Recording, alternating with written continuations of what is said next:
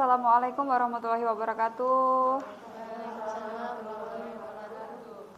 Baik, selamat siang Bapak Ibu Guru yang saya hormati. Baik, sebelumnya saya ucapkan terima kasih Bapak Ibu yang telah berkenan hadir dalam kegiatan diseminasi budaya positif tentang menciptakan lingkungan sekolah yang menyenangkan dengan budaya positif di SMA Negeri 3 Nganjuk oleh saya Hestina Martanti, calon guru penggerak angkatan 9. Baik, Bapak Ibu, sepertinya sudah terlihat lelah semua nggih. Nggih. Terima kasih Bapak Ibu karena dari pagi sampai siang ini Bapak Ibu masih tetap semangat dan tetap menyempatkan untuk hadir di acara ini. Oke, agar kita lebih semangat lagi, saya ada kita ucapkan jargon-jargon semaga dulu ya Bu. Ya, jargonnya apa Bapak Ibu? Semaga, luar biasa. Ya, jadi nanti ketika saya ucapkan semaga, luar biasa. Gitu. Semaga, luar biasa. Semaga, luar biasa. Semaga, luar biasa. Terima kasih Bapak Ibu Guru yang hebat-hebat. Walaupun mungkin ini jam-jam rawan ya Bapak Ibu, seharusnya Bapak Ibu istirahat sejenak, tetapi Bapak Ibu harus mengikuti acara ini. Baik, mudah-mudahan acara ini bisa bermanfaat untuk kita semua. Amin. Ya, langsung saja Bapak Ibu Guru yang saya hormati. Di sini nanti kita akan belajar bersama mengenai apa itu budaya positif. Ya, sebelumnya saya mohon maaf.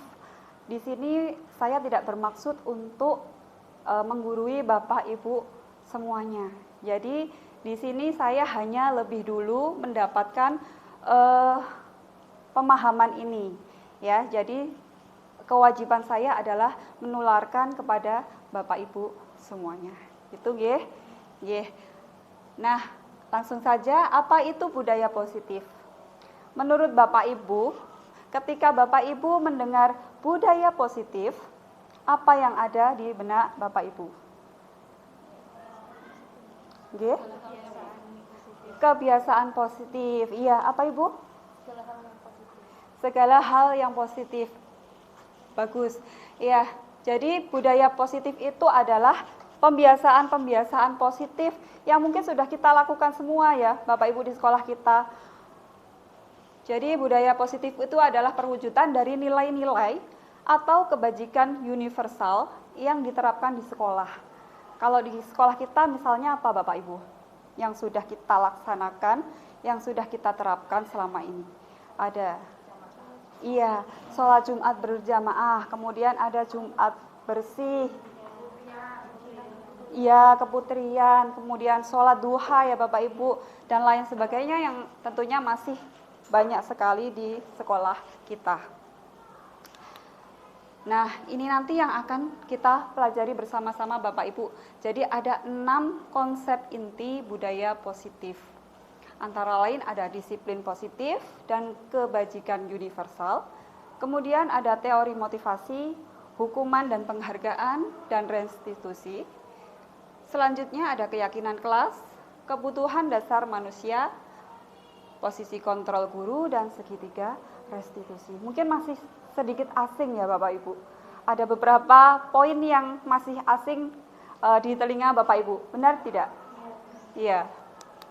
Nah, ini kita awali dengan kegiatan menggenggam tangan Bapak Ibu. Jadi kegiatannya adalah nanti di sini Bapak Ibu yang berada di sebelah kanan tugasnya mengepalkan tangan atau menggenggam tangan. Kemudian Bapak Ibu yang ada di sebelah kiri ya, nanti tugasnya adalah menggoda, membujuk ya. Jadi yang pertama Bapak Ibu mulai bisa digenggam Bapak Ibu tangannya yang sebelah kanan. Nah, ya yang sebelah kanan saja, Ibu sebelah kiri. Iya. Jadi sebelah kanan silahkan digenggam tangannya erat-erat. Kemudian bayangkan tangan Bapak Ibu berisi hal yang sangat berharga di dunia ini. Hal yang tidak boleh direbut oleh orang lain, hal yang tidak boleh diketahui oleh orang lain, hal yang sangat rahasia. Kemudian, Bapak Ibu yang di sebelah kiri sekarang bisa mulai untuk mencoba membujuk Bapak Ibu yang ada di sebelah kanan agar mau membuka tangannya. Itu ya, bisa dengan membujuk, bisa dengan menghardik, mengintimidasi atau memarahi. Ya, atau mungkin menggelitik. Silahkan dengan cara-cara Bapak Ibu. Bisa dimulai dari sekarang. Ayo, Bapak Ibu yang sebelah kiri.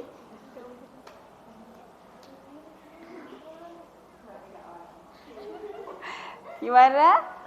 3, 2, 1. Ada yang berhasil Bapak Ibu? Tidak ada. Tidak ada. Kenapa tidak ada? Nah, kita jawab bersama-sama pertanyaan ini. Apakah ada yang membuka kepalan tangannya? Tidak ada. Tidak ada. Berarti langsung ke pertanyaan kedua. Kalau tidak ada, apa alasan Bapak Ibu menutup erat tangannya? Kenapa kok sampai tidak boleh dibuka Bapak Ibu? Alasannya apa? Rahasia. Ya, karena terlalu berharga. Ya Bapak Ibu, betul sekali. Karena yang ada di tangan kita adalah yang kita kendalikan, ya. Jadi di sini intinya sesungguhnya siapa yang memegang kendali atau kontrol untuk membuka atau menutup kepalan? Siapa? Diri kita sendiri. Iya, jadi tidak ada orang lain yang bisa mengontrol kita ya Bapak Ibu, termasuk tadi teman-temannya sudah menggoda, mungkin sedikit menggelitik ya. Tetapi tetap Bapak Ibu kekeh, ini adalah berharga. Ini saya yang bisa membukanya. Seperti itu ya. Ya. Itulah yang dinamakan dengan teori kontrol. Ya. Nah, namun ada miskonsepsi tentang makna kontrol tersebut Bapak Ibu yang selama ini menjadi ilusi bagi kita semua, terutama kita sebagai pendidik. Ya, yang pertama adalah ilusi guru mengontrol murid. Nah, mungkin selama ini sebagian besar dari kita pernah ya tersirat pikiran, sayalah yang bisa mengontrol murid saya. Baik dan buruknya murid saya adalah saya yang mengontrolnya. Mungkin pernah ada Bapak Ibu pikiran seperti itu? Iya, ada kan ya? Iya, manusiawi sekali. Saya pun dulu sebelum mempelajari tentang makna kontrol ini, saya juga seperti Bapak Ibu. Jadi, sayalah yang bisa mengendalikan anak didik saya. Jadi, baik buruknya murid saya, ya saya yang mengontrolnya. Tetapi ternyata semua itu hanya ilusi Bapak Ibu. Semua itu keliru. Jadi, yang bisa mengontrol murid adalah murid kita sendiri, bukan kita sebagai guru. Kemudian ilusi bahwa semua penguatan positif, efektif, dan bermanfaat. Nah, ini juga ilusi Bapak Ibu, artinya ini tidak tepat. Karena penguatan efektif itu tidak selamanya mampu mengontrol murid-murid kita. Ya, mungkin ketika mereka mendapatkan penguatan positif, mereka akan melakukan perilaku yang kita harapkan atau yang sekolah harapkan. Mereka akan taat, mereka akan tertib. Namun ketika tidak ada penguatan, bisa saja mereka lupa atau ya sudahlah, sudah nggak ada penguatannya, sudah nggak ada apa-apanya. Nah, itulah yang dinamakan penguatan positif tidak efektif. Kemudian selanjutnya, ilusi bahwa kritik dan membuat orang merasa bersalah dapat menguatkan karakter. Ini juga ilusi ya Bapak Ibu. Jadi kritik itu bukannya menguatkan, namun kritik malah bisa menyakiti hati peserta didik kita. Dimana kalau anak-anak sudah sakit hati, itu biasanya dendamnya bisa sampai mereka lulus Bapak Ibu. Nah, ini hati-hati bagi kita. Biasanya mereka itu kalau sudah lulus tuh ingat, oh itu loh guru yang paling jahat dulu, oh itu loh guru yang tega dulu, oh itu loh guru yang begini-begini. Nah, itulah Bapak Ibu, kritikan itu bisa membangun pikiran-pikiran negatif pada peserta didik kita. Kemudian yang terakhir, ilusi bahwa orang dewasa memiliki hak untuk memaksa. Kira-kira adakah Bapak Ibu yang masih berpikiran seperti itu? Ada ya, mungkin sebagian kecil ya dari kita. Ya, mungkin merasa kita, aku loh guru ya. Jadi kalian anak-anak, kalian harus nurut sama guru. Mungkin masih ada seperti itu walaupun sebagian kecil ya Bapak Ibu. Nah, ini sebenarnya juga kita harus hilangkan karena itu hanya ilusi dan itu adalah pernyataan yang tidak tepat. Seperti itu. Nah, dari situ harapannya kita bisa mengubah paradigma stimulus kontrol, mengubah paradigma stimulus respon ke pendekatan teori kontrol. Ya, kalau sebelumnya mungkin kita dulu menerapkan stimulus respon ya Bapak Ibu. Namun sekarang sudah saatnya kita beralih ke teori kontrol, di mana di sini terlihat jelas perbedaan antara stimulus respon dan teori kontrol. Yang pertama perbedaannya adalah bahwa realitas kebutuhan kita sama. Jadi dulu itu kita sering memandang peserta didik itu misalnya dia nakal, ya karena dia adalah anak-anak yang nakal. Tapi sekarang tidak Bapak Ibu, sekarang kita harus mengobservasi. Kenapa sih anak tersebut kok nakal, kok berperilaku yang menyimpang. Nah inilah teori kontrol. Jadi kebutuhan peserta didik itu berbeda-beda. Nah, yang menjadi tugas kita adalah mencari kebutuhan apa yang belum terpenuhi oleh peserta didik. Ya, kebutuhan-kebutuhan itu akan saya ulas lebih lanjut nanti di belakang ya Bapak Ibu.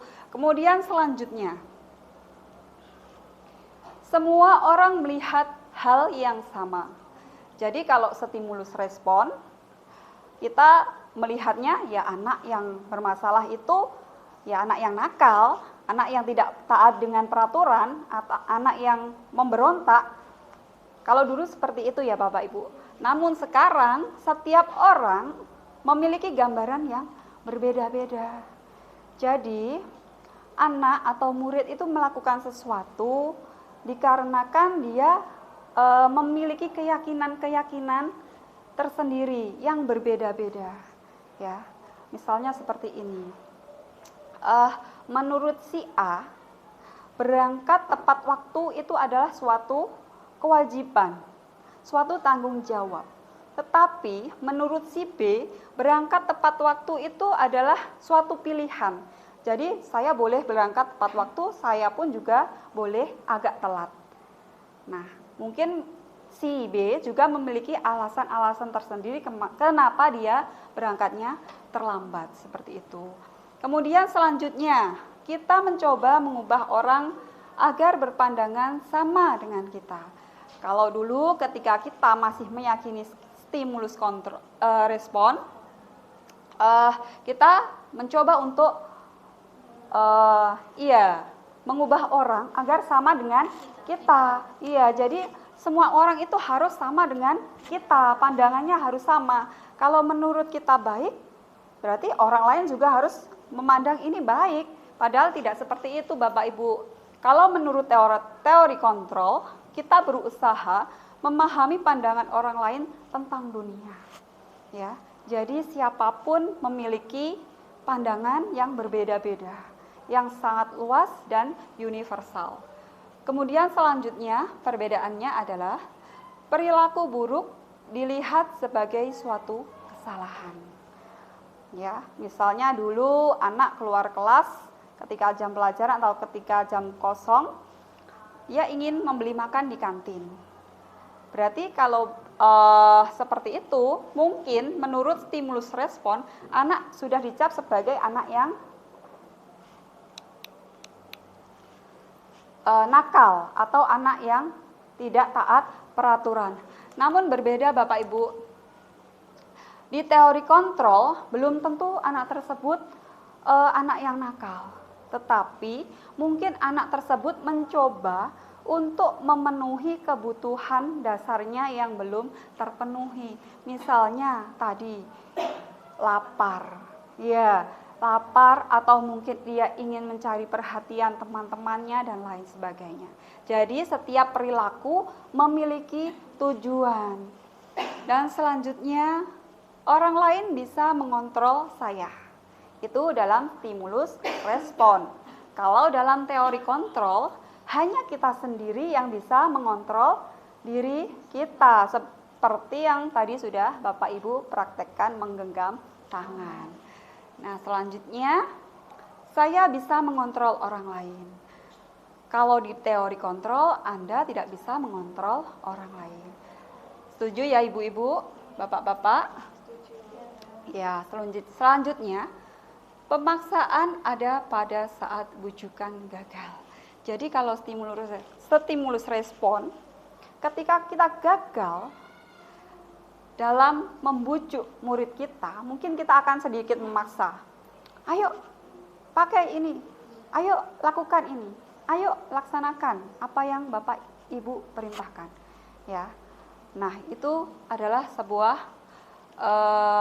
hal yang tidak tepat. Setelah kita menerapkan teori kontrol, seharusnya bagaimana Bapak Ibu? Seharusnya adalah berkolaborasi, menciptakan pilihan baru.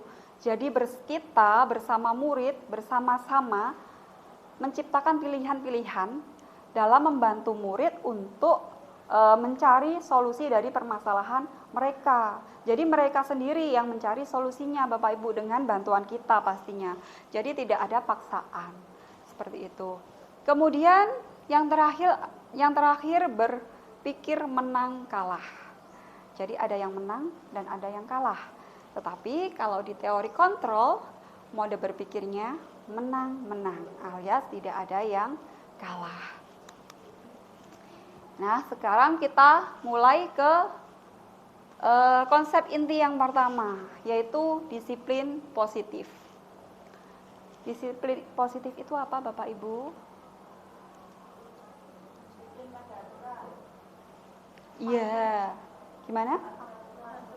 Patuh.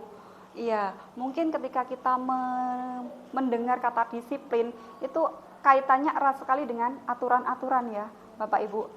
Ya, padahal di sini yang dimaksud disiplin itu adalah bagaimana cara kita mengontrol diri kita sendiri agar mampu untuk melaksanakan atau memilih tindakan-tindakan yang sesuai dengan nilai-nilai kebajikan atau keyakinan-keyakinan yang kita hargai. Itulah sebenarnya makna dari kata disiplin. Iya, lebih tepatnya disiplin positif. Di sini disiplin positif bertujuan untuk membantu murid dalam berperilaku dengan mengacu pada nilai-nilai kebajikan universal. Jadi dari disiplin positif ini kita berharap agar murid-murid kita nantinya bisa melaksanakan sesuatu hal atau pembiasaan-pembiasaan positif yang nantinya sesuai dengan tujuan dari sekolah kita atau tujuan dari yang mereka inginkan. Disiplin positif juga membantu murid dalam membangun motivasi intrinsik, bukan ekstrinsik, karena murid mampu memahami tujuan yang akan dicapainya. Oke, selanjutnya, nah inilah yang dinamakan nilai-nilai kebajikan Bapak Ibu seperti yang tadi sudah saya sampaikan. Ada nilai-nilai kebajikan. Nilai-nilai kebajikan adalah nilai yang disepakati bersama, lepas dari suku bangsa, agama, bahasa maupun latar belakangnya. Nah, di sini saya mengutip nilai-nilai kebajikan dari 3 institusi atau organisasi. Antara lain ada nilai-nilai kebajikan dari Profil Pelajar Pancasila. Tentunya sudah tidak asing lagi nggih. Profil Pelajar Pancasila karena saat ini juga kita terapkan dalam kegiatan pendidikan di sekolah kita dan mungkin sekolah-sekolah yang lainnya. Ada beriman dan bertakwa kepada Tuhan Yang Maha Esa dan berakhlak mulia, kemudian berkebinekaan global, gotong royong, mandiri, kreatif, dan bernalar kritis. Kemudian yang kedua ada nilai-nilai kebajikan dari IPO Primary Youth Program. Ya, antara lain ada toleransi, rasa hormat, integritas, mandiri, menghargai, antusias, empati, keingintahuan, kreativitas, kerjasama, percaya diri, dan komitmen. Selanjutnya juga ada nilai-nilai kebajikan dari 9 pilar karakter, yaitu antara lain ada cinta Tuhan dan segenap ciptaannya, kemandirian dan tanggung jawab, kejujuran, kemudian diplomatis, hormat dan santun dermawan, suka menolong dan gotong royong, percaya diri, kreatif dan pekerja keras, kepemimpinan dan keadilan, baik dan rendah hati, toleransi, kedamaian dan kesatuan. Inilah yang dinamakan nilai-nilai kebajikan Bapak Ibu. Jadi saya kutip dari 3 organisasi atau institusi. Sebenarnya ada 7, tapi terlalu banyak, jadi ini saya rangkum menjadi 3 saja. Nah, saat ini kita sedang menerapkan nilai kebajikan apa tadi Bapak Ibu? Iya, tepat sekali.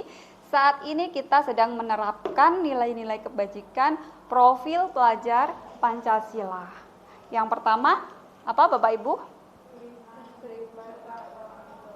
Ya, beriman, bertakwa kepada Tuhan Yang Maha Esa, dan berakhlak mulia. Di sini tugas kita sebagai pendidik tentu saja mengarahkan anak didik kita, menuntun mereka pada keyakinan-keyakinan yang mereka yakini. Kemudian untuk yang kedua yaitu berkebinekaan global. Tentu saja dalam hal ini sudah kita laksanakan dalam kegiatan P5 ya. Salah satunya ada tema berkebinekaan global. Monggo. Yang mana dalam hal ini kita menuntun anak agar anak mampu bersosialisasi dengan segala macam ras, segala macam suku maupun agama, agar mereka mampu berkolaborasi dengan berbagai perbedaan-perbedaan yang ada di lingkungan sekitarnya. Kemudian selanjutnya adalah bergotong royong. Bergotong royong dalam hal ini tentu saja ini kaitannya dengan kolaborasi ya Bapak Ibu. Jadi di sini sebagai pendidik tugas kita menuntun anak untuk mampu berkolaborasi dengan teman-temannya, dengan lingkungan yang ada di sekitarnya. Kemudian selanjutnya ada kreatif. Di sini guru berperan dalam menuntun anak, mendampingi anak agar anak mampu kreatif, memunculkan ide-ide baru, kemudian membuat cara-cara baru seperti itu. Selanjutnya bernalar kritis. Tentu saja sebagai pendidik, Bapak Ibu saya yakin sudah menerapkan kegiatan pembelajaran yang berpihak pada peserta didik, berpihak pada murid. Tentu saja kegiatan-kegiatan yang berpihak pada murid tersebut bisa memancing anak, bisa menumbuhkan daya pikir anak untuk berpikir atau bernalar kritis. Selanjutnya mandiri. Nah, ini sudah kita laksanakan ya Bapak Ibu, kita sudah menerapkan berbagai kegiatan-kegiatan positif yang melatih anak untuk mandiri. Kemudian sampun nggih. Jadi ada 6 dimensi dari profil pelajar Pancasila, nilai-nilai kebajikan profil pelajar Pancasila. Selanjutnya ada motivasi perilaku manusia. Manusia dalam melaksanakan atau melakukan suatu hal tentunya ada alasan-alasan tertentu ya Bapak Ibu. Ya. Jadi ketika murid kita melakukan sesuatu atau perilaku pasti ada alasannya. Nah, ini ada motivasi yang mempengaruhi perilaku mereka. Antara lain untuk menghindari ketidaknyamanan atau hukuman. Nah, di sini contohnya misalnya seperti ini. Saya datang ke sekolah tepat waktu karena saya tidak ingin dimarahi atau ditegur oleh kepala sekolah. Nah, di sini berarti saya memiliki motivasi yang pertama, ya Bapak Ibu. Jadi saya menghindari ketidaknyamanan dan menghindari hukuman. Seperti itu. Kemudian yang kedua, yaitu untuk mendapatkan penghargaan atau imbalan dari orang lain. Nah, misalnya begini, saya datang ke sekolah tepat waktu karena saya ingin diberi pujian oleh teman-teman guru saya, oleh Bapak Ibu semua. Kemudian saya ingin mendapat pujian dari Bapak Kepala Sekolah. Nah, berarti pada saat tersebut saya sedang memiliki motivasi yang kedua, ya. Kemudian motivasi yang selanjutnya adalah untuk menjadi orang yang mereka inginkan dan menghargai diri sendiri dengan nilai-nilai yang mereka yakini. Ini contohnya seperti ini. Saya datang ke sekolah tepat waktu. Kemudian saya melakukan hal tersebut karena saya memang benar-benar ingin menjadi teladan yang baik bagi anak didik saya. Saya ingin anak-anak didik saya juga mengikuti saya. Saya ingin mereka menerapkan apa yang saya kerjakan atau lakukan. Nah, inilah motivasi yang ketiga. Kira-kira dari 3 motivasi ini yang sifatnya ekstrinsik yang mana, nggih? 1 sama 2, ya tepat sekali. Jadi untuk yang pertama dan kedua adalah motivasi yang bersifat ekstrinsik. Iya, motivasi yang berasal dari luar diri kita. Kemudian motivasi yang ketiga adalah motivasi intrinsik. Ya, jadi motivasi yang tumbuh dari dalam diri kita sendiri. Ya, betul sekali Bapak Ibu. Nah, seorang pendidik perlu menumbuhkan motivasi yang ketiga, yaitu menjadi orang yang mereka inginkan dan menghargai diri sendiri dengan nilai-nilai yang mereka yakini. Motivasi tersebut merupakan motivasi yang membuat seorang memiliki disiplin positif karena motivasi perilakunya bersifat intrinsik atau internal atau berasal dari diri sendiri. Jadi yang ketiga nih Bapak Ibu yang paling tepat untuk kita terapkan yaitu motivasi intrinsik. Ya, karena kita menginginkan penghargaan pada diri sendiri dan nilai-nilai yang kita yakini. Selanjutnya ada hukuman dan penghargaan. Nah, di sini saya mengutip, hukuman dan penghargaan merupakan hal yang sama karena keduanya mencoba mengendalikan perilaku seseorang. Jika kita ingin menumbuhkan motivasi intrinsik murid, maka kita perlu menghindari adanya hukuman dan penghargaan agar murid mampu memahami tujuan dari disiplin positif yang diharapkan. Jadi, hukuman dan penghargaan itu sama Bapak Ibu. Letak kesamaannya di mana? Iya, sama-sama mengendalikan orang lain, sama-sama memiliki dampak yang kurang baik bagi orang lain. Dalam konteks ini tentu saja untuk murid-murid kita. Nah, kenapa kok penghargaan itu kurang baik atau penghargaan yang menghukum? Nah, di sini ada beberapa poin ternyata yang menyatakan bahwa penghargaan itu kurang tepat atau penghargaan itu menghukum. Yang pertama yaitu pengaruh jangka pendek dan jangka panjang. Di sini artinya bahwa penghargaan itu memang bisa mengontrol murid-murid kita Bapak Ibu, namun bersifat jangka pendek. Ya, jadi mungkin saat kita berada di sisi mereka, saat kita membersamai mereka, kita bisa mengontrol mereka. Tetapi ketika mereka sudah jauh dari kita atau lepas dari kontrol kita, apakah masih bisa kita kontrol, Bapak Ibu? Tentu saja tidak. Nah, inilah bahwa penghargaan bersifat jangka pendek. Kemudian penghargaan tidak efektif. Di sini artinya penghargaan itu tidak selamanya mendukung anak untuk tumbuh dan kembang dengan baik. Ketika kita memberikan penghargaan kepada anak, sebenarnya kita sedang menghukum anak. Kita tidak menghargai apa yang sebenarnya bisa mereka lakukan sendiri tanpa penghargaan kita.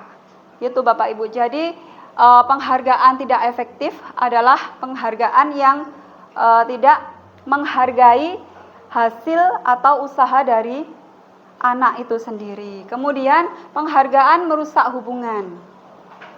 Kenapa penghargaan bisa dikatakan merusak hubungan? Bisa menimbulkan sifat iri. Iya, tepat sekali Bapak Ibu.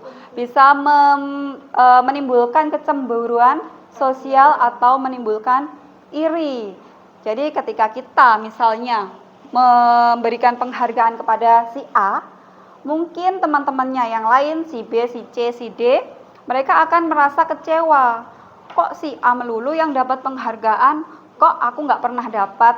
Nah, rasa itulah yang akhirnya bisa merusak hubungan. Kemudian selanjutnya, penghargaan mengurangi ketepatan. Berdasarkan survei yang pernah dilakukan Bapak Ibu, berdasarkan hasil survei, anak-anak yang diberikan iming-iming penghargaan dengan anak-anak yang tidak diberikan iming-iming penghargaan, ternyata ketika mereka melakukan suatu hal, ketepatannya lebih tinggi pada anak-anak yang tidak diberi iming-iming penghargaan, seperti itu. Kemudian penghargaan menurunkan kualitas. Di sini artinya anak-anak yang sudah dijanjikan penghargaan, pasti mereka akan ketika tidak diberikan penghargaan, mereka tidak akan berusaha lebih, ya. Jadi stagnan di situ aja. Udah di sini aja, paling nanti juga dapat penghargaan lagi, gitu. Jadi kualitasnya tidak meningkat. Kemudian penghargaan mematikan kreativitas.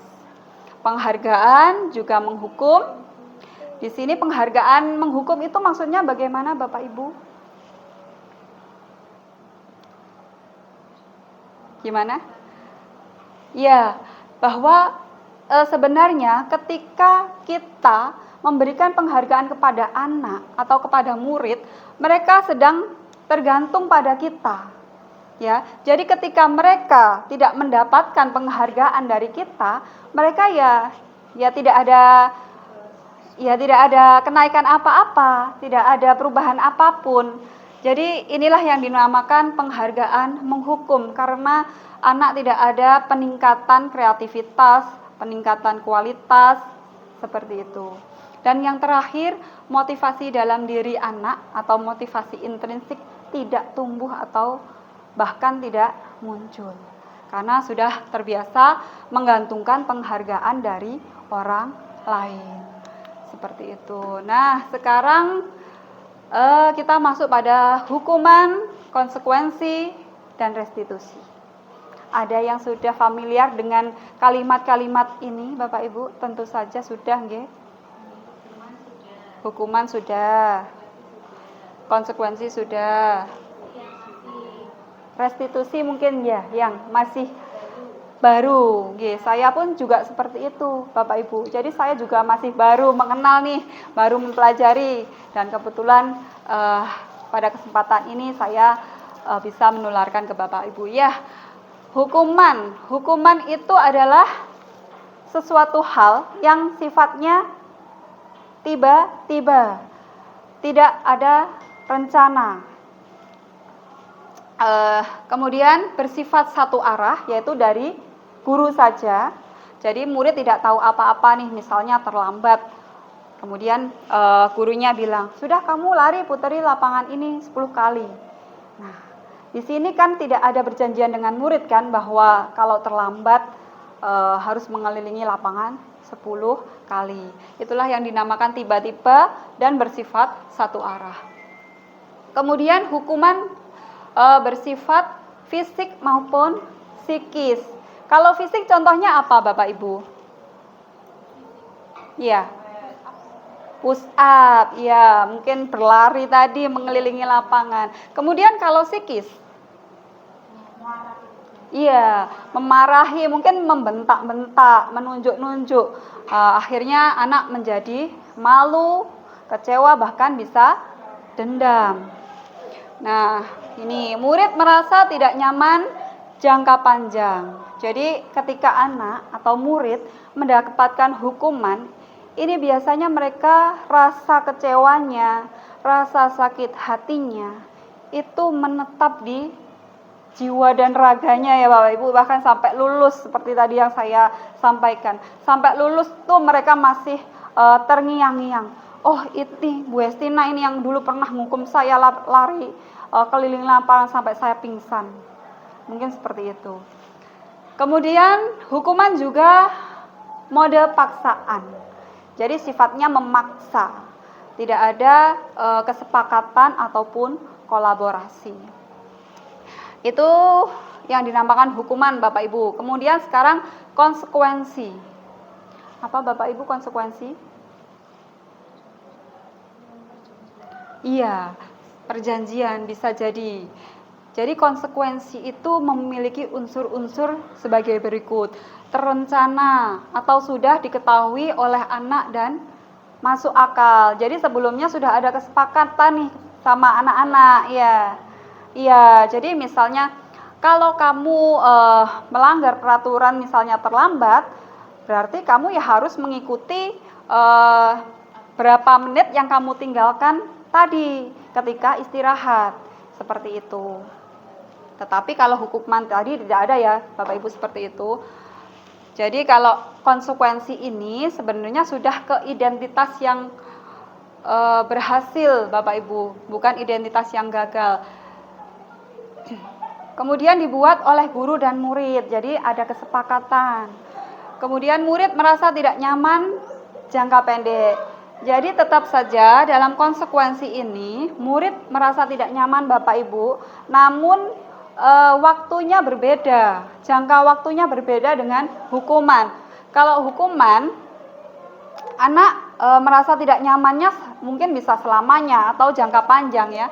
Tetapi kalau konsekuensi mungkin hanya beberapa waktu saja atau ketika anak menjalankan konsekuensi yang harus dia hadapi. Misalnya gini tadi seperti yang saya sampaikan, anak terlambat 15 menit. Jadi ketika dia istirahat, karena dia tadi terlambat 15 menit, akhirnya dia mengganti 15 menit itu pada saat jam istirahat. Itulah yang dinamakan konsekuensi. Jadi anak tetap merasa tidak nyaman, namun hanya jangka pendek. Dan yang terakhir adalah restitusi. Ini yang masih asing ya Bapak Ibu. Saya pun juga baru mengenal ini, saya baru berkenalan ini dengan restitusi. Ya, jadi restitusi adalah menguatkan murid jangka panjang.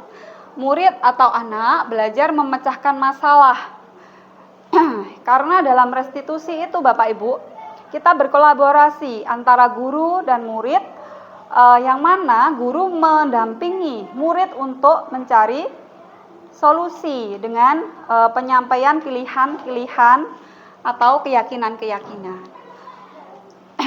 Kemudian murid atau anak belajar memecahkan masalahnya sendiri, dan yang memegang kontrol atau kendali adalah anak itu sendiri, bukan kita sebagai guru. Kemudian restitusi juga bertujuan untuk melatih anak untuk tanggung jawab dan mandiri. Jadi ketika mereka melakukan kesalahan, biasanya Bapak Ibu guru mendampingi mereka, berkolaborasi, menuntun, kemudian memberikan pilihan-pilihan. Tujuan kamu apa ke depan? Apa yang kamu inginkan? Apa yang kamu yakini? Biasanya seperti itu Bapak Ibu. Jadi tidak ada hal yang bersifat tiba-tiba, kemudian paksaan, apalagi murid merasa tersakiti. untuk restitusi, inilah penerapan yang harusnya kita laksanakan. Jadi menurut Bapak Ibu, dari hukuman, konsekuensi, dan restitusi, mana nih yang paling tepat untuk kita terapkan? Ya, tentu saja restitusi. Nah, ini contoh-contohnya Bapak Ibu. Jadi hukuman atau konsekuensi, contohnya misalnya dengan kalimat-kalimat berikut. Lari mengelilingi lapangan karena terlambat. Nah, ini namanya hukuman atau konsekuensi Bapak Ibu? Hukuman. Membersihkan coretan yang dibuatnya di dinding. Konsekuensi. Berdiri di kelas karena tidak mengerjakan PR. Hukuman. Tidak boleh memakai sepatu karena terlambat. Hukuman. Tetap di kelas melanjutkan mengerjakan tugas untuk menggantikan tugas yang belum dikerjakan. Konsekuensi. Sepertinya Bapak Ibu sudah paham betul nih ya tentang hukuman dan konsekuensi. Nah, kita masuk ke posisi kontrol. Jadi sebagai pendidik, kita itu memiliki 5 posisi kontrol sebagai guru Bapak Ibu.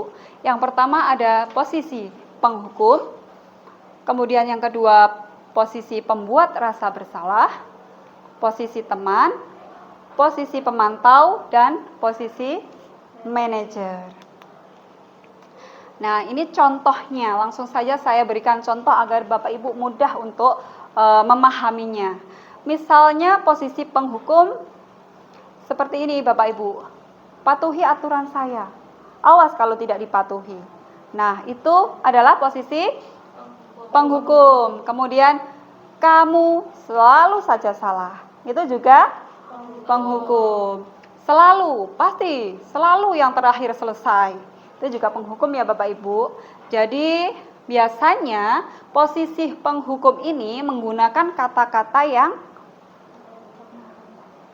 kata-kata dengan nada tinggi, kata-kata yang keras, bahkan bisa menyakiti hati anak. Guru seperti ini senantiasa percaya hanya ada satu cara agar pembelajaran bisa berhasil, yaitu dengan cara dia. Itulah posisi penghukum. Kemudian posisi pembuat rasa bersalah. Misalnya seperti ini. Ibu sangat kecewa sekali sama kamu, Andi. Nah, itu pembuat rasa bersalah. Berapa kali Bapak harus memberitahu kamu agar kamu bisa berubah. Itu juga pembuat rasa bersalah. Kemudian coba kamu bayangkan gimana perasaan orang tua kamu kalau tahu ini terjadi. Itu juga posisi pembuat rasa bersalah. Di posisi ini, murid akan memiliki penilaian diri yang buruk tentang diri mereka atau identitas gagal Bapak Ibu. Murid merasa tidak berharga dan telah mengecewakan orang-orang di sekitarnya. Akhirnya pada posisi ini, murid itu merasa dirinya adalah identitas yang buruk Bapak Ibu. Dia akan merasa bersalah, kemudian menyalahkan diri sendiri, kemudian tumbuhlah atau muncullah konsep-konsep yang buruk tentang dirinya sendiri. Ini akibatnya sangat tidak baik bagi murid kita. Dan kalau bisa, kedua posisi ini dihindari, karena dampaknya memang kurang baik. Kemudian ada posisi teman. Nah, ini mungkin kita sering ya melakukannya. Karena saya pun sebelum saya mempelajari modul ini, saya juga sering melakukannya Bapak Ibu di kelas-kelas. Jadi saya itu tujuannya untuk mengakrabkan diri dengan murid, agar murid-murid saya itu juga bisa mengikuti apa yang saya arahkan. Tetapi ini juga sebenarnya kurang tepat. Nah, mari kita pahami dulu. Seperti ini contoh kalimatnya. Biasanya yang diucapkan oleh seorang guru menggunakan posisi teman.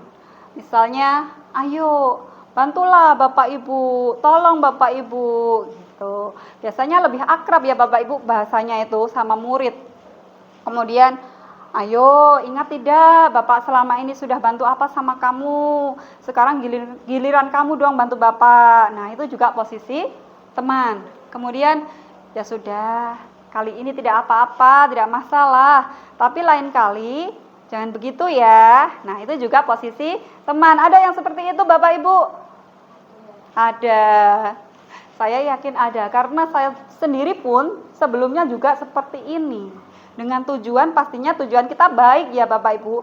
Tapi ternyata semua itu juga memiliki dampak negatif. Iya, dampak negatifnya yaitu bila suatu saat guru tersebut tidak membantu, maka murid akan kecewa. Dan mungkin ketika dia berhadapan dengan guru lain, dia tidak bisa berlaku sama seperti saat dia berhadapan dengan kita. Nah, selanjutnya adalah posisi pemantau. Jadi dalam posisi pemantau ini biasanya guru seringkali menggunakan kalimat-kalimat seperti coba diingat peraturannya apa. Kemudian, apa yang telah kamu lakukan? Sanksi atau konsekuensi apa yang akan kamu dapatkan jika kamu melakukan perbuatan ini? Ya, dalam posisi ini, posisi pemantau ini Bapak Ibu, biasanya guru menggunakan nada yang datar, nada yang biasa-biasa saja. Kemudian juga terlihat seperti lebih bijaksana, seperti itu. Nah, seorang pemantau sangat mengandalkan penghitungan, catatan, data yang dapat digunakan sebagai bukti atas perilaku seseorang. Jadi ini sebenarnya kita lebih kerja keras Bapak Ibu kalau kita menerapkan posisi pemantau, karena kita harus memiliki data. Kita harus harus hafal betul kalau anak ini pernah melakukan pelanggaran ini, pernah mengalami kesalahan-kesalahan seperti ini. Jadi kita harus punya data-data yang konkret. Itulah posisi pemantau. Yang terakhir adalah posisi manajer.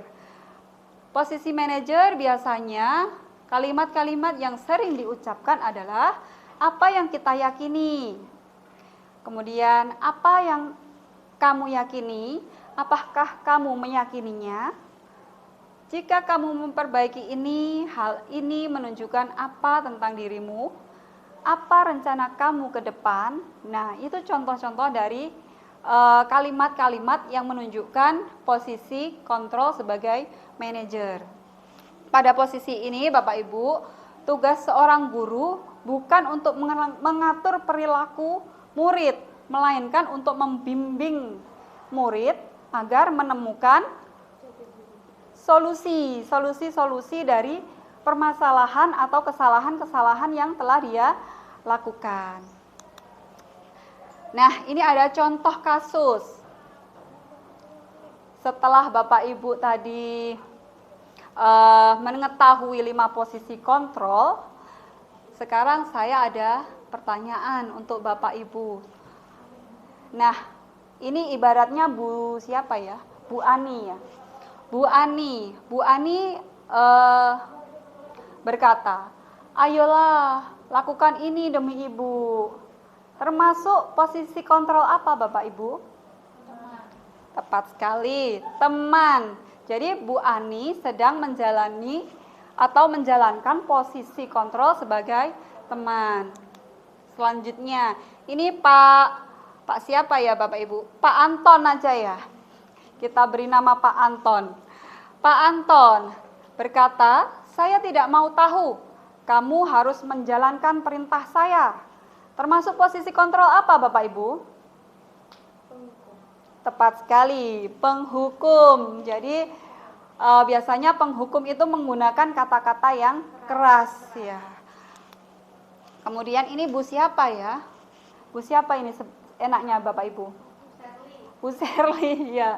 Bu Serli berkata, apa kamu bersedia memperbaiki kesalahan ini? Berarti Bu Serli sedang menerapkan posisi kontrol apa?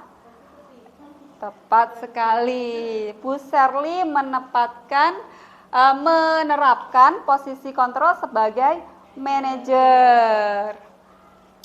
Luar biasa, walaupun hanya 10 menit ya Bapak Ibu mendapatkan penjelasan dari saya, ternyata Bapak Ibu sudah cukup mampu menangkap isi yang saya sampaikan. Oh lebih ya, sudah hampir setengah jam. Ya, selanjutnya, nah dari kelima posisi kontrol yang telah Bapak Ibu pahami tadi, menurut Bapak Ibu posisi kontrol mana yang paling tepat atau yang paling disarankan untuk kita terapkan di sekolah? Manajer. Iya, manajer. Kenapa Bapak Ibu kok memilih manajer? Ya ini, ya karena guru berdiskusi dengan murid. Ya, jadi tidak satu arah, tidak menghukum, tidak menyakiti murid. Guru berdiskusi dengan murid, mempersilahkan murid mempertanggungjawabkan perilakunya dan mendukung murid agar dapat menemukan solusi atas permasalahannya. Jadi kita membersamai murid ketika murid bermasalah. Ya, kita menuntun mereka untuk mencari solusi. Jadi bukan malah menghukum mereka atau menghardik mereka atau memojokkan mereka. Kemudian posisi manajer mengacu pada restitusi yang dapat menjadikan murid sebagai manajer bagi dirinya sendiri sehingga tercipta identitas positif atau berhasil pada diri murid. Nah, selanjutnya kita belajar tentang kebutuhan dasar manusia. Tentunya Bapak Ibu sudah tidak asing dengan 5 kebutuhan dasar ini. Ya. Kebutuhan dasar adalah seluruh tindakan manusia yang memiliki tujuan tertentu. Semua yang kita lakukan adalah usaha terbaik kita untuk mendapatkan apa yang kita inginkan. Ketika kita mendapatkan apa yang kita inginkan, sebetulnya saat itu kita sedang berusaha untuk memenuhi kebutuhan-kebutuhan dasar yang belum kita dapatkan. Ya, ada 5 ya Bapak Ibu kebutuhan dasar manusia. Yang pertama yaitu kebutuhan untuk bertahan hidup. Yang kedua ada kebutuhan akan kesenangan. Yang ketiga ada kebutuhan akan penguasaan. Yang keempat ada kebutuhan akan kasih sayang dan rasa diterima. Dan yang terakhir ada kebutuhan akan kebebasan. Nah, ini penjelasan dari masing-masing elemen tersebut. Jadi, kebutuhan untuk bertahan hidup adalah kebutuhan yang bersifat fisiologis. Misalnya seperti betul sekali, sandang, papan, pangan, makan, kemudian pakaian, tempat tinggal. Kemudian kebutuhan akan kasih sayang atau rasa diterima adalah kebutuhan untuk disayangi dan diterima oleh orang-orang di sekitar kita. Kemudian kebutuhan akan penguasaan. Kebutuhan ini berhubungan dengan kekuatan untuk mencapai sesuatu. Biasanya dengan menjadi orang-orang yang kompeten agar mereka diakui. Saya harus nomor 1 nih, biar saya dianggap hebat sama semua orang. Nah, inilah pemenuhan kebutuhan untuk penguasaan. Kemudian kebebasan, yaitu kebutuhan akan kemandirian, otonomi, memiliki pilihan, dan mampu mengendalikan arah hidup seseorang. Biasanya orang-orang yang belum terpenuhi kebutuhan kebebasannya, dia akan melakukan hal misalnya seperti ini. Anak yang di kelas tiba-tiba dia keluar saat jam pelajaran ke kantin misalnya.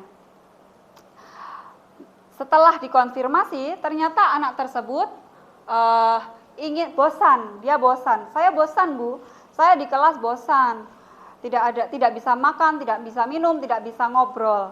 Nah, disinilah anak mencoba memenuhi kebutuhan dasar apa, Bapak Ibu? Kebebasan. Kemudian yang terakhir adalah kesenangan, yaitu kebutuhan untuk mencari kesenangan, bermain, dan tertawa.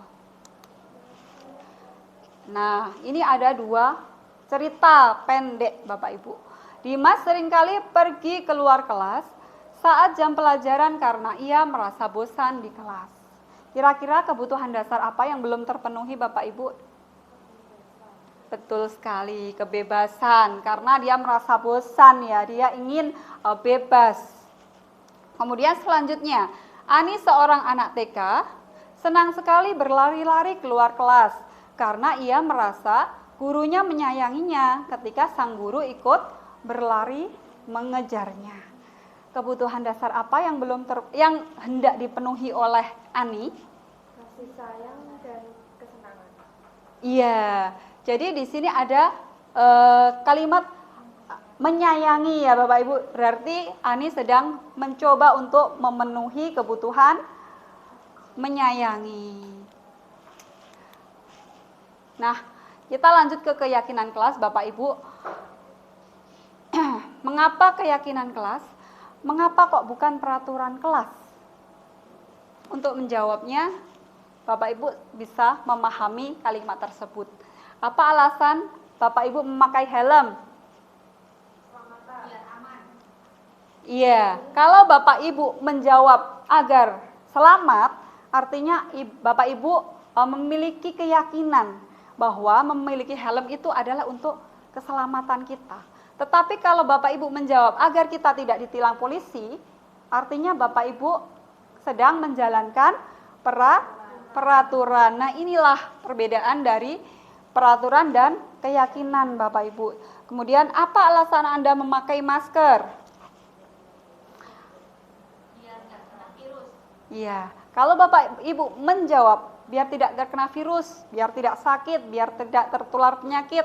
Nah, artinya Bapak Ibu memiliki keyakinan bahwa memakai masker adalah untuk perlindungan diri kita sendiri. Seperti itu. Itu gambaran dari peraturan dan keyakinan. Nah, keyakinan kelas. Saat ini kita mulai mengalihkan dari peraturan kelas atau peraturan sekolah ke keyakinan kelas. Mungkin dari Bapak Ibu sudah ada yang menerapkannya ya, atau bahkan sudah memajangnya di kelas. Ada Bapak Ibu? Ada. Pasti ada, ya.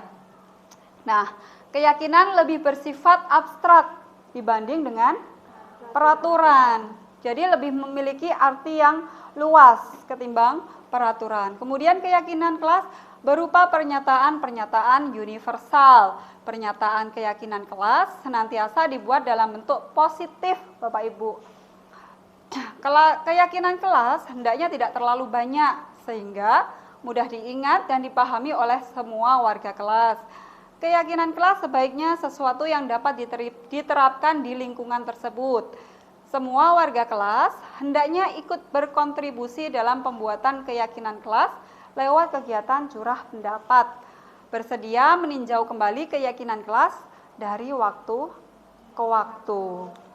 Nah, di sini saya menuliskan prosedur tentang pembuatan keyakinan kelas, Bapak Ibu. Jadi yang pertama, ketika kita membuat keyakinan kelas, kita mempersilahkan warga kelas atau murid kita, Bapak Ibu, untuk bercurah pendapat. Kemudian setelah mereka bercurah pendapat, muncullah peraturan-peraturan yang harus kita catat di papan tulis atau di kertas besar. Setelah kita tulis peraturan, kemudian kita susun keyakinan kelas sesuai prosedur dengan mengganti peraturan tersebut ke kalimat positif. Setelah kalimat-kalimat positif tersebut kita rangkum, kita rangkai, kemudian kita membuat keyakinan kelas. Kita catat di papan tulis Bapak Ibu, kita curah pendapat lagi, kemudian kita tinjau ulang lagi keyakinan kelas atau keyakinan sekolah secara bersama-sama.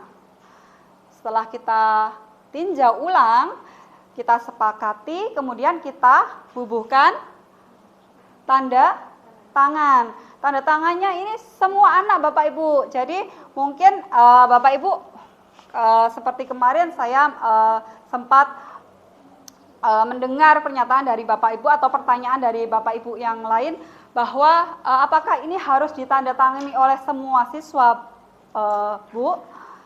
Jawabannya iya, Bapak Ibu. Jadi kita harus meminta anak untuk tanda tangan. Seluruh anggota kelas harus tanda tangan di kertas yang telah berisi keyakinan kelas. Kemudian kita sendiri, Bapak Ibu, kita juga membubuhkan tanda tangan kita. Setelah setelah selesai, kemudian kita tempel di dinding kelas. Tentu saja di dinding-dinding kelas yang bisa dijangkau atau bisa dibaca oleh anak-anak. Jangan dipasang di sampingnya AC, Bapak Ibu ya. Nanti anak-anak tidak bisa membaca dan tidak bisa mengingat. Selanjutnya, penerapan keyakinan. Baik, Bapak Ibu, saya kemarin sudah mencoba untuk menerapkan pembentukan keyakinan kelas pada kelas 12I. Di sini ada videonya.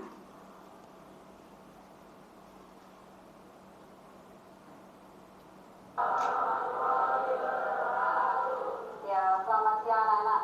Gimana kabarnya hari ini? Alhamdulillah sehat.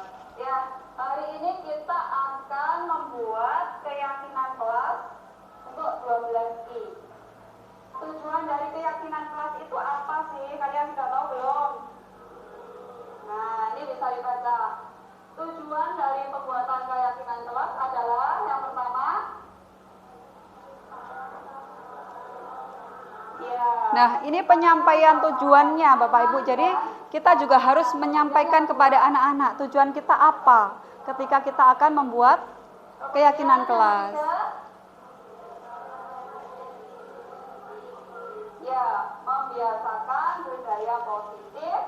Saya percepat ya Bapak Ibu. Antara lain yang pertama menuliskan kemudian saya juga menyampaikan prosedurnya. Jadi prosedur yang akan kita laksanakan ketika pembuatan keyakinan juga harus kita sampaikan kepada anak-anak Bapak Ibu.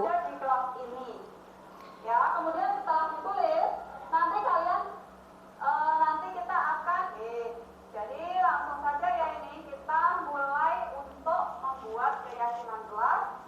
Yang pertama kita menuliskan peraturan yang dikehendaki.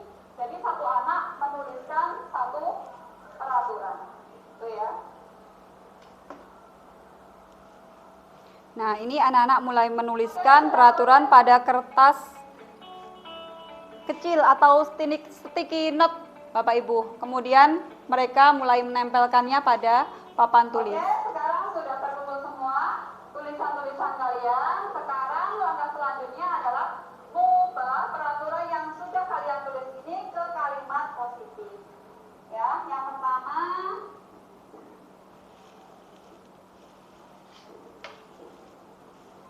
berdoa sebelum belajar. Sudah positif apa belum? Sudah berdoa sebelum belajar. Kemudian tidak meninggalkan kelas saat pelajaran. Positifnya bagaimana? Ya, mengikuti pelajaran dari awal. Nah, ini kita mengubah dari peraturan-peraturan yang masih ada kalimat negatifnya ke kalimat positif. Saya percepat lagi Bapak Ibu. Berarti kalimat positifnya saya menuliskannya sampai menemukan 10 peraturan yang mengandung kalimat positif. Ada 10 peraturan menggunakan kalimat positif. Tahap berikutnya adalah membuat keyakinan kelas. Dari ke-10 peraturan ini mari kita buat keyakinan kelas. Yang pertama berdoa sebelum belajar, mengikuti pelajaran dari awal sampai akhir. Berbicara dalam ini saya ulas kembali peraturan-peraturan yang sudah mengandung unsur kalimat positifnya. Berpakaian rapi, menjaga kebersihan, mendengarkan teman berbicara dan buang sampah pada tempatnya. Berarti berdoa itu masuk dalam rally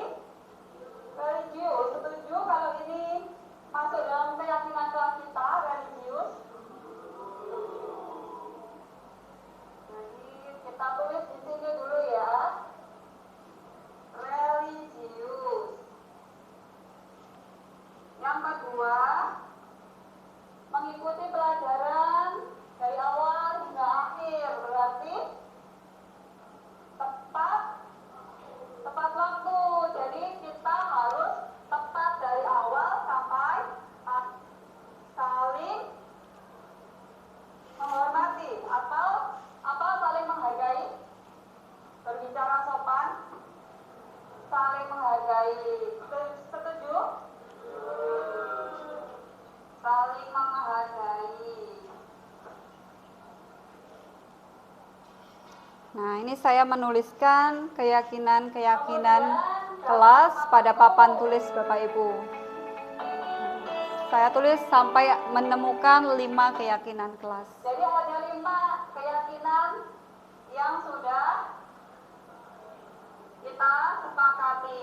Nah, dari kelima keyakinan ini, silakan kalian tuliskan pada kertas HVS yang Bu Estina bagikan. Cukup 5 anak saja yang menulis ya. Siapa yang tulisannya bagus?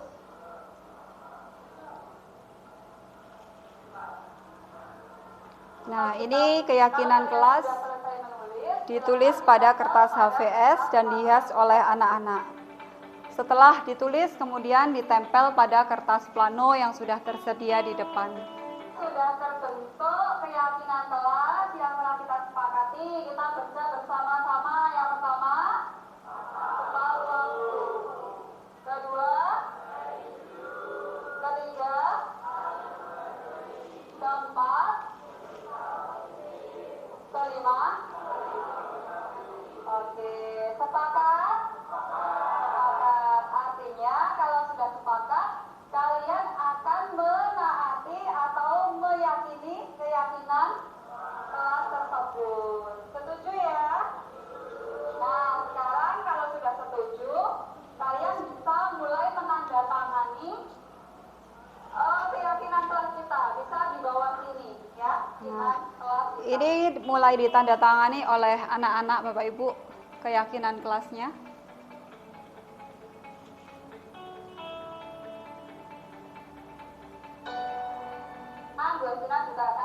Nah, ini saya yang terakhir juga tanda tangan.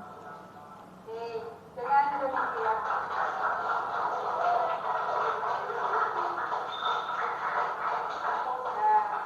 Dengan demikian, keyakinan kelas 12I secara resmi sudah disepakati oleh warga kelas 12I. Oke.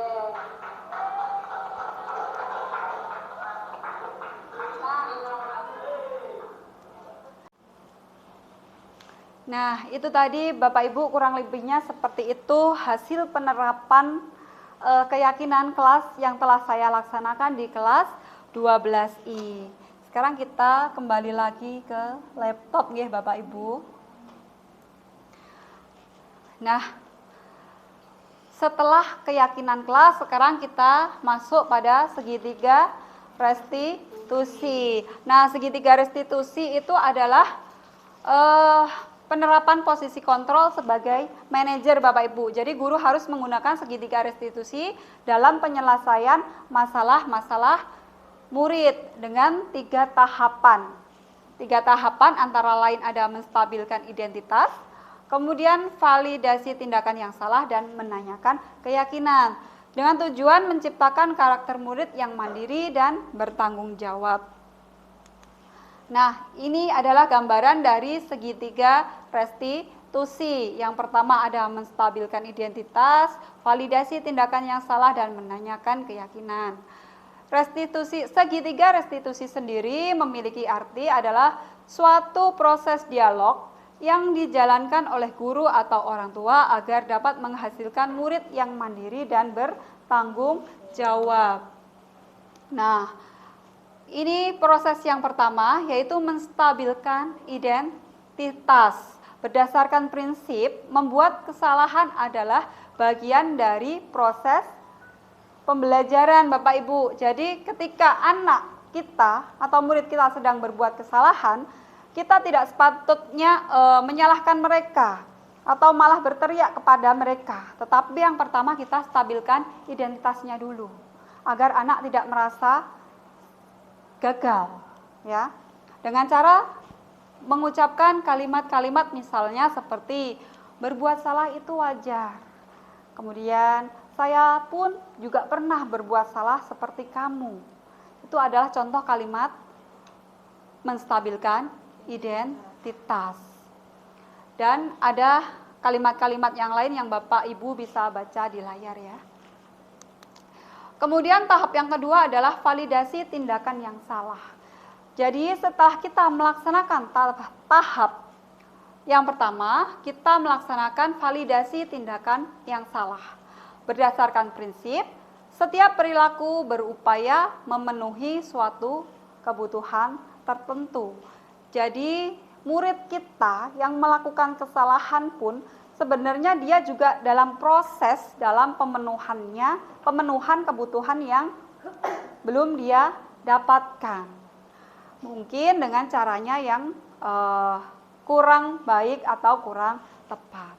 Dalam validasi tindakan yang salah, biasanya guru bisa memakai kalimat-kalimat seperti berikut. Misalnya, kamu pasti punya alasan melakukan hal tersebut.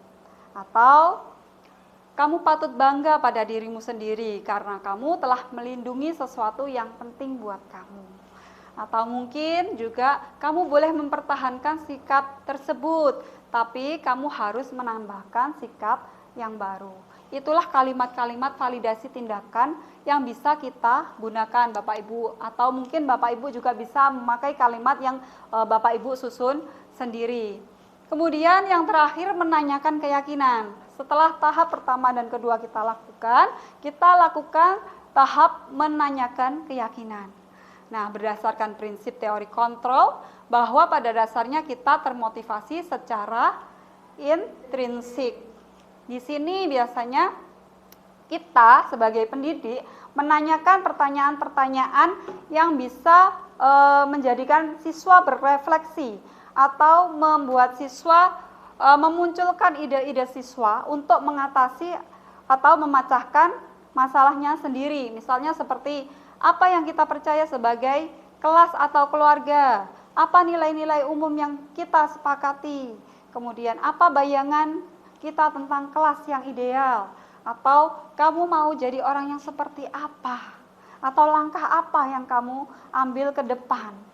Jadi kita merangsang anak agar mereka mampu memunculkan ide-ide atau solusi-solusi berdasarkan dirinya sendiri. Jadi bukan dari eksternal atau bukan dari kita. Nah, contohnya seperti ini Bapak Ibu, saya ada video. Kasus yang pertama, Salsa marah dengan temannya di kelas karena merasa tidak suka dan tidak terima ketika temannya bercanda berlebihan dengan menyebut-nyebut nama orang tuanya sebagai bahan bercandaan. Halo Papa, gimana kabarnya hari ini? Alhamdulillah baik ya. Besoknya sengaja mengajak kamu ke ruang kita. Nanti dari namanya ketemu kamu. Udah sih. Kenapa kok marah-marah?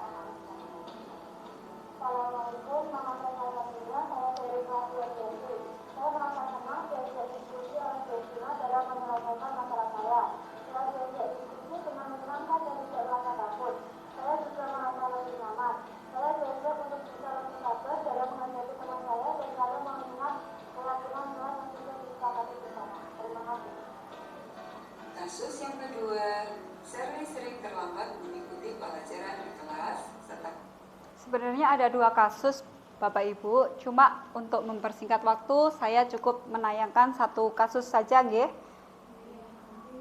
Karena Bapak Ibu juga sudah terlihat sangat lelah dan ngantuk. Ya, jadi itu tadi adalah contoh penerapan segitiga restitusi yang telah saya terapkan terhadap Salsa siswa kelas 12I. Jadi saya membantu memecahkan mencari solusi atas permasalahannya dengan menggunakan segitiga restitusi.